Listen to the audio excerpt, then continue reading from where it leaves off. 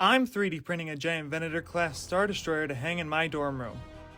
The problem with this, however, is that I can't print the entire model at one time due to the rather small size of the build plate on my Creality Ender 3. Which leads me to the purpose of this video. Today I'm going to show you how I dissect massive projects like this one using Prusa Slicer. The first thing that I like to do is go ahead and see just how big the project is going to be so that I can have a general idea of where I'll need to cut the model.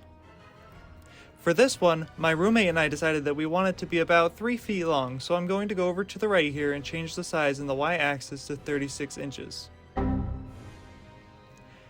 As you can see, the model is much too big to fit on the build plate, so we'll definitely have to cut this into smaller pieces. Remember to write down the scale factor or commit it to memory, as you will need it later on in the process. To cut the model, just select the model and then go to the cut tool found in the left side toolbar. Now rotate the cut plane that appears so that you can dissect your model however you want. Go ahead and hit the Perform Cut button located in the lower left-hand corner. Bam! Now you have 2 separate pieces.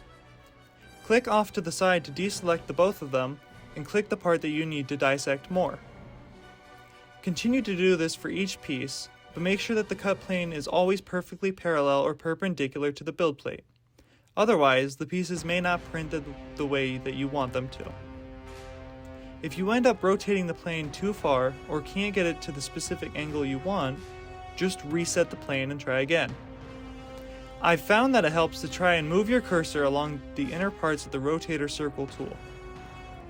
When I dissect my models, I like to keep the dissected pieces in sequential order so that I have a better idea of where they go later on.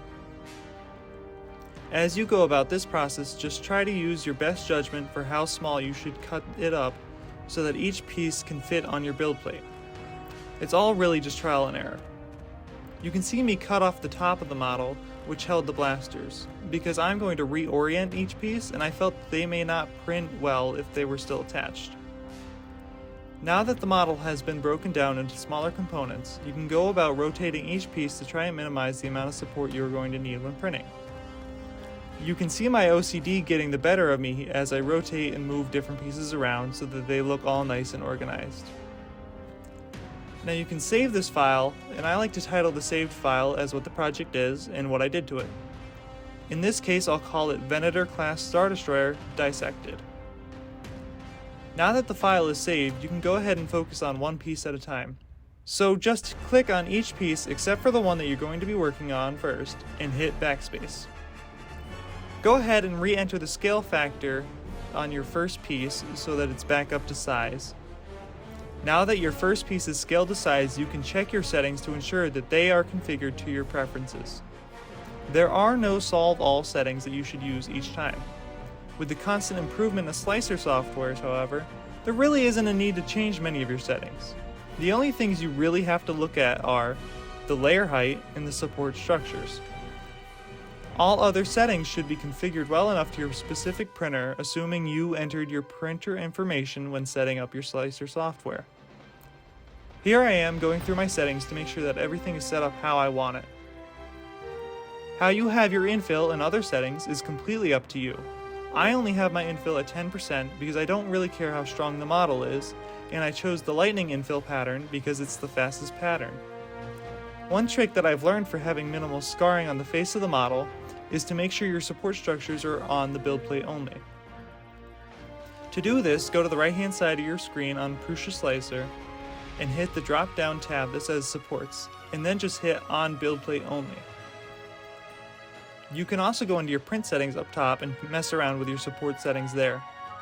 Once we slice the model, you'll see why speed matters so much in this instance. Now that we've checked and configured our settings, we should be able to slice the model and export the G-code.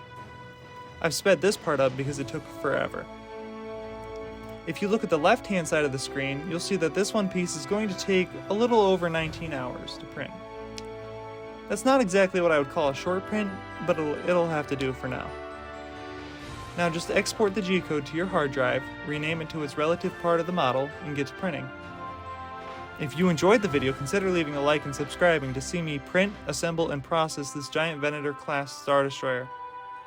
Also, feel free to leave a comment suggesting what my next project should be. Happy printing!